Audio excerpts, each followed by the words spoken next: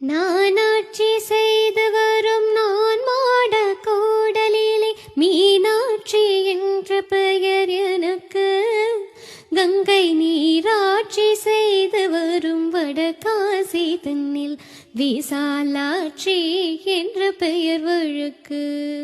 கோணாட்சி பல்லவர்த்தம் குளிர் சோலை காஞ்சி தன்னில் காமாட்சி என்ற பெயர் எனக்கு.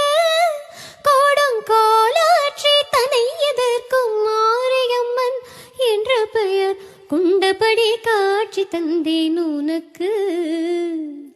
ஆறென்றும் நதி என்றும் ஓடை என்றாலும் அது நீரோ